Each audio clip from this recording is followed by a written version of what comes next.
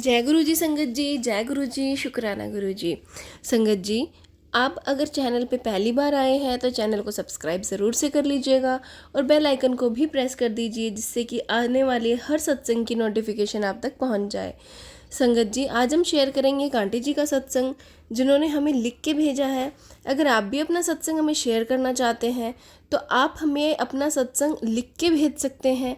और संगत जी, जो संगत हमें अपना सत्संग रिकॉर्ड करके भेजेगी उसका हम सत्संग अपलोड करेंगे, बट इस चैनल पे नहीं होगा, वो दूसरे चैनल पे अपलोड किया जाएगा। अगर आपको इसी पे करवाना है तो आप हमें लिख के भेजिए, और दूसरे चैनल पे करवाना है तो आप हमें रिकॉर्ड करके भेज सकते हैं।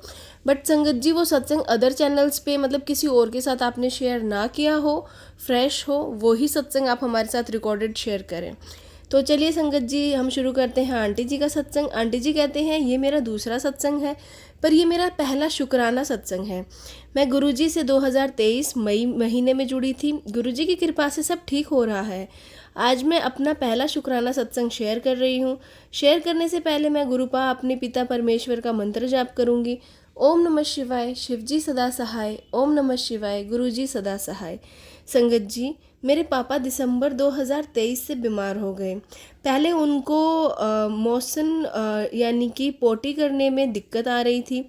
जब उसका इलाज हुआ तो छोटी से सर्जरी हुई, फिर 2 समस्या ठीक हो गई, पर उसके बाद उनको पेशाब में समस्या हो गई। संगत जी, हम लोग तो काफ़ी परेशान हो गए। एक तो इतनी ठंड, गुड़गांव में ऊपर से हमेशा हॉस्पिटल आना जाना। हम 3 बहनें ही हैं संगत जी, मेरी माँ भी नहीं है, मेरा भाई भाभी है, पर उनको भी हम लोग से कोई मतलब नहीं है। वो पापा के मतलब देखभाल नहीं करना चाहते। मेरी जो भाभी हैं वो बिना काम के लोगों को बहुत समझती हैं। संगत जी, डॉक्टर ने पहले दवाई चलाई, पर दवाई से भी ठीक नहीं हो रहा था। फिर एक दिन गुरुपा का बड़े मंदिर से बुलावा आया, तब मेरी दोनों बहनें पापा को लेकर बड़े मंदिर गईं। कहते हैं जब गुरुजी बुलाते हैं तो हम जा सकते हैं। उस दिन रविवार मकर संक्रांति 14 जनवरी गुरुजी ने बुलाया था संगत जी उन्हें, और मेरे पापा बड़े मंदिर तक पहुंच गए। वो मंदिर के कैंपस के बाहर ही रहे, क्योंकि पेशाब की थैली लगी थी तो सेवादार अंकल जी ने अंदर जाने नहीं दिया, पर लंगर प्रसाद में पापा को वहीं दे दिया। और मेरी बहनें मंदिर में गुरुपा के दर्शन करके आई और लंगर प्रसाद भी खाया।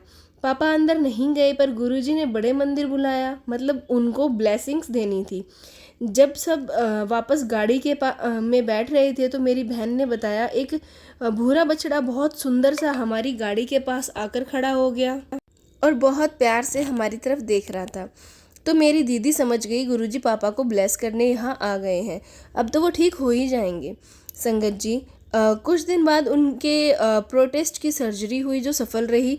गुरुजी की कृपा से वो अच्छी तरह रिकवर भी हो गए। संगत जी, पापा को कुछ सालों से ये समस्या हो जाती थी कि बीच बीच में पर वो दवाई से ठीक हो जाती थी, पर इस बार दवाई से ठीक नहीं हो रही थी। तो मैंने गुरुजी से बहुत शिकायत की, मेरे गुरुपा आप तो देख रहे हैं ना, आपकी बेटी कितनी अकेली है, इतना आना जाना नहीं हो पा रहा, ऑफिस में भी छुट्टियां मेरी हो रही हैं, फिर भी आप मुझ पर दया क्यों नहीं कर रहे हो। पर मैं बेवकूफ़ समझ ही नहीं पा रही थी कि गुरुपा ने जो पापा का परमानेंट वाला इलाज जो करना था, प्रोटेस्ट बढ़ जाती थी, जिसकी वजह से बार बार ये समस्या आती थी। पर गुरुजी ने सर्जरी करवाकर उनका स्थायी इलाज करवा दिया ताकि पापा को दिक्कत ना आए। गुरुजी को लख लख शुक्राना। शुक्राना मेरे गुरुजी, मेरे भोलेनाथ। वो सब देख रहे थे कि मेरी बच्ची को हमेशा परेशानी होती है, तो उन्होंने पापा का स्थायी इलाज करवा दिया। संगत जी, मेरे पिता भी अब गुरुजी को मानने लगे हैं। पहले हम पूजा करते थे, वो तो कुछ बोला करते थे पापा, हमें बोलते थे हम गुरु महाराज को नहीं, पर वो थोड़ा नास्तिक भी थे। पर अब वो गुरुजी का शुक्राना करते हैं। माफ़ कीजिएगा संगत जी, मेरा सत्संग थोड़ा लंबा हो गया है। जो गुरुजी ने बुलवाया मैंने वही बोल पाई हूँ। अब मैं सत्संग को यहीं विराम देती हूँ संगत जी।